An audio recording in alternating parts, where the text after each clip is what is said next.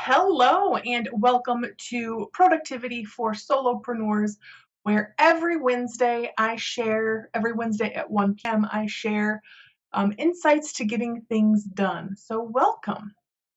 And today is live at number 104, and the topic is how to-do lists help you get more done in less time. And we're going to be looking at what happened to me on Monday.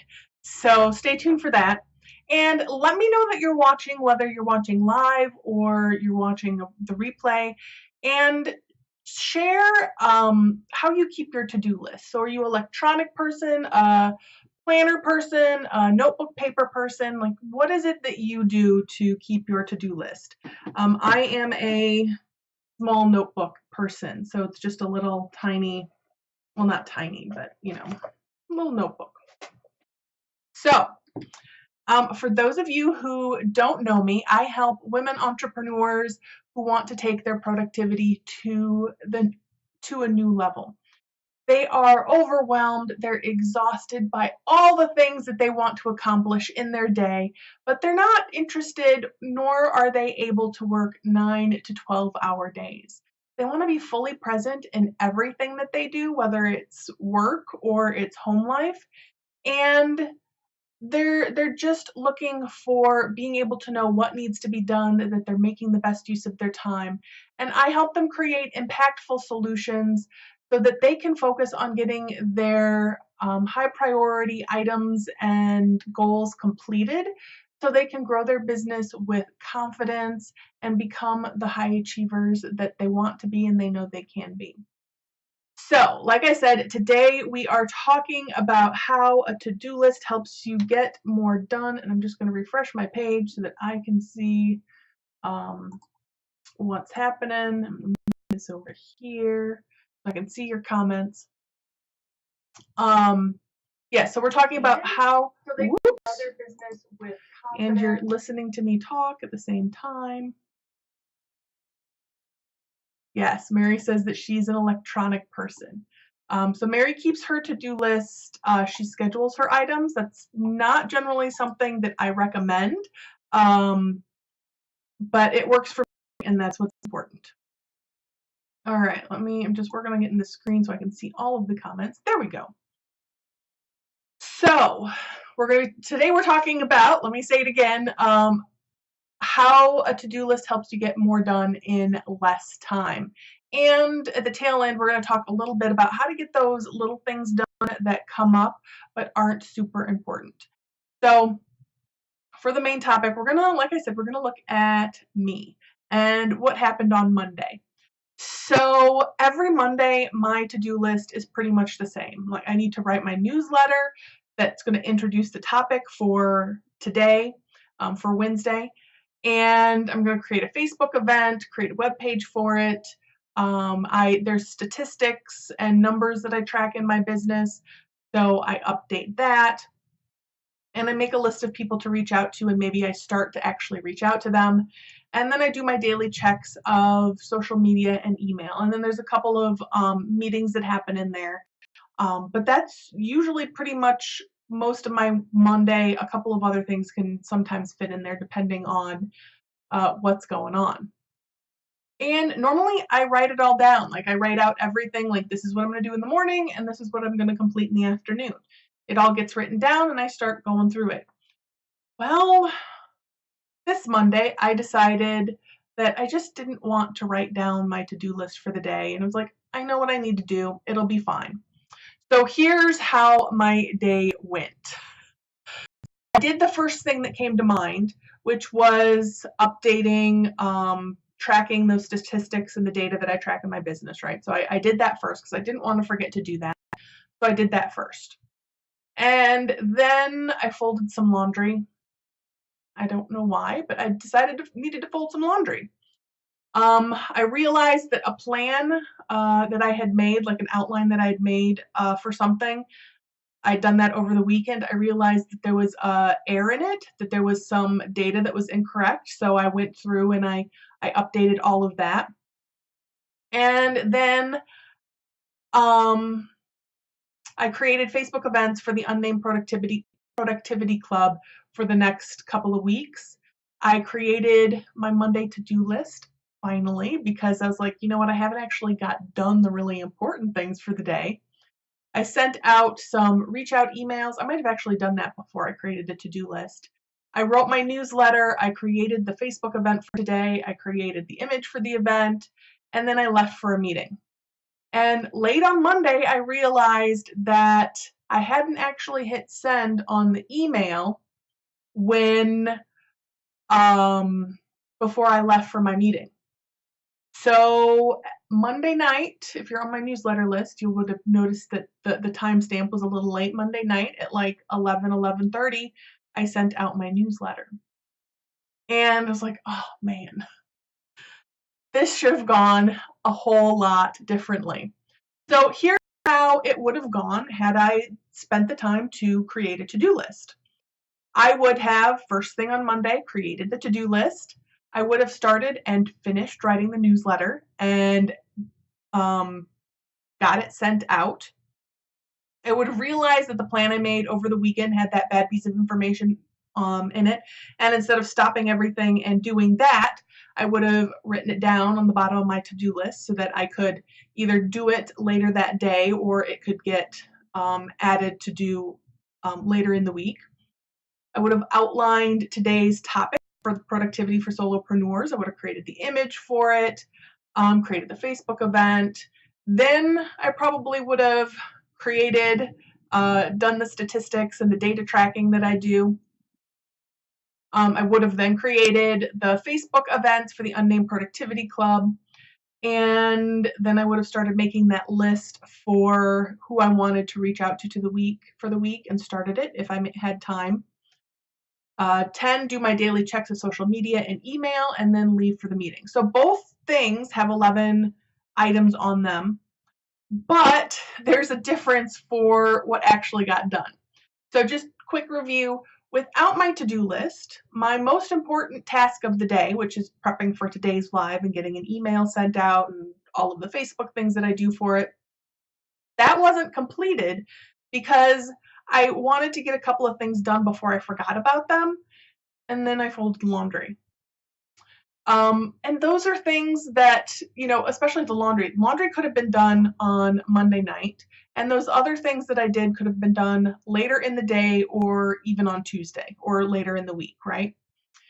So the effect of this, of not creating that to-do list and having, what needs to get done, or written down, was I sent my newsletter out late Monday night, and I didn't have time for email or social media checks beyond looking for anything that needed an immediate reply.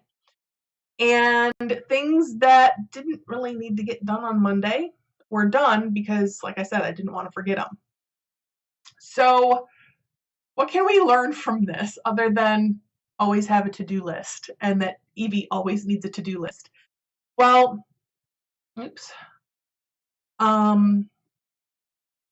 here's what having a to-do list does for me and do for you. Is you don't have to try to remember what needs to get done during the day multiple times a day because you've written it down. So at the beginning of the day, you choose once the things that need to get done. And then when you're done with the first thing on the list, you can move to the next thing on the list. And you don't have to think about, okay, what was it that I needed to do today? And recreate that list in your head. Okay, there's a whole thing around decision fatigue that goes into why this is helpful. If you want to learn more about decision fatigue, sign up for the Take Your Productivity to a New Level because we'll talk about it there. So the second thing it does is when you remember something else that needs to get done or realize that you need to revisit something or check on something, then when you have a to-do list, whether it's on paper or electronic, you have a place where you can record it. So if you have a paper to-do list, you can write it on the bottom of your to-do list. So I generally I change my pen colors every day just because I can and I like colored pens. So I'll write my to-do list in yesterday's color, and then in the new color, I'll do my notes. So it's really easy to see what's been added. If you just always use the same pen, that's absolutely fine. Just draw a line at the bottom of your to-do list, and then anything that's below that are things that you know you've added that if you have time you can do them today, but they can be directly added to tomorrow's list, or they can be added to this week's list so that you know something was added so it doesn't get forgotten.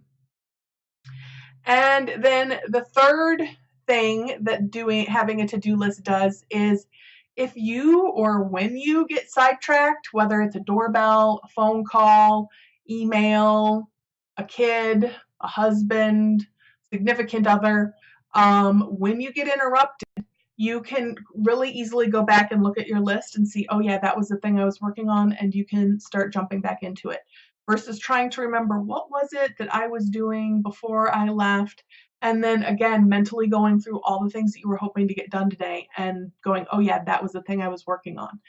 It's written down, you don't have to think about it. So really a to-do list frees up space in your head, which is super helpful for all of us, okay? So this topic ties in really nicely to a question somebody recently sent me. And the question is, how do I make sure I remember tasks that I want to complete but aren't important? I have a running to-do list, but I feel like I forget to write stuff down. So if I was talking to her, I'd have some follow-up questions like, do you have a daily to-do list? Is the to-do list near you most of the day? Things like that. So if there are tasks that you want to complete, let's start again. If the tasks you want to complete, but aren't important are things that you're thinking of on the fly. So if you're just like, all of a sudden remembering, oh yeah, I needed to do, X, Y, Z, but it's not something super important, then write it down on the daily to-do list, right? So I just mentioned this earlier. Draw that line, write it under there. And then you won't forget it. It's already written down. And making sure you have that to-do list that's, whether it's on your phone or written down, that you can just easily capture those things. So this is really like a capturing the things that need to get done, whether they're big things or little things problem. If you have that place you can capture them where you know that you won't forget them, then that will really help you out with it. So you won't have to worry about forgetting to write things down because as they pop up, you can write them down. I use OneNote on my phone, so sometimes I'll pop a note in there if I'm somewhere and I go, oh yeah, I need to do X, Y, Z, or I have my weekly planning and monthly planning in OneNote, and that syncs up with my phone so I can add it directly there. When I didn't do that, I would write it on, I don't keep my to-do list with me, but I usually have a notebook. So I would write things in my notebook, and then at the end of the day or the end of the week, I would make sure I was going through and checking, is there anything that needs to be moved out of there somewhere else, right? So just having a capture place so you can write these things down. The to-do list is a great place to have that, especially if you're sitting at your desk. So as for the finding the time to complete some of these things that aren't super important, is you can give yourself some admin time every day, the time of day where you're checking your email for things that aren't urgent or need a response to, like right now. So you're just going through and clearing out that email clutter. You're reading the newsletters that you've gotten, or you're skimming through them, or just seeing, am I interested in reading that? No, delete. I am. Okay, I'm going to read that quick. And then deleting it. And then this is also time that you can use to get those little things done that maybe aren't super important but still need to get done, right? And this is also for things that aren't super important now but will be super important if you don't do them now. So things like bookkeeping, right? So updating your books might not be super important now, but if you can spend some time to do that now, then next year when tax season comes around, or when your quarterly estimated taxes are due, you're not all of a sudden trying to catch up, right? It's already done. because you took care of it before it was something that had to be done now. So that admin time can be really helpful if you can schedule that into your calendar. So that's where scheduling into your calendar is really can be important, because even if it's just like your ideal week, like this is how I want my week to lay out, you can do it that way. Sometimes people will actually say, okay, I'm scheduling myself a 1 hour block of admin time these 3 days, or whatever it is for them, where you're scheduling time for yourself to do a type of task, but you're not scheduling, this is the exact thing that I'm doing in this block of time.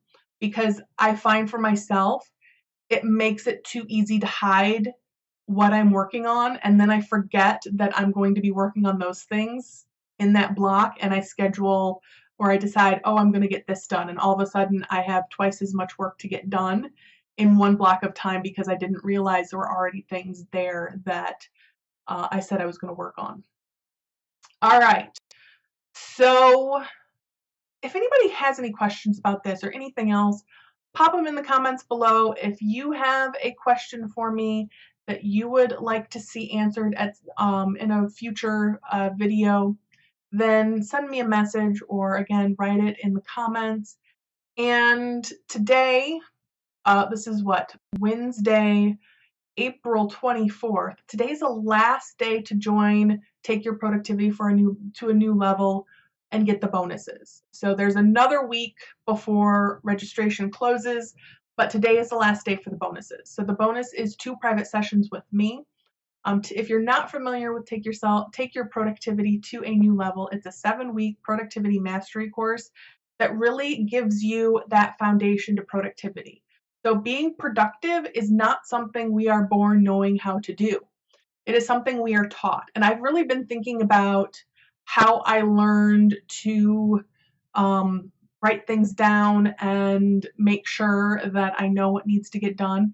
And it's because one of the girls that was my friend in like junior high and high school, like her mom taught her how to do it.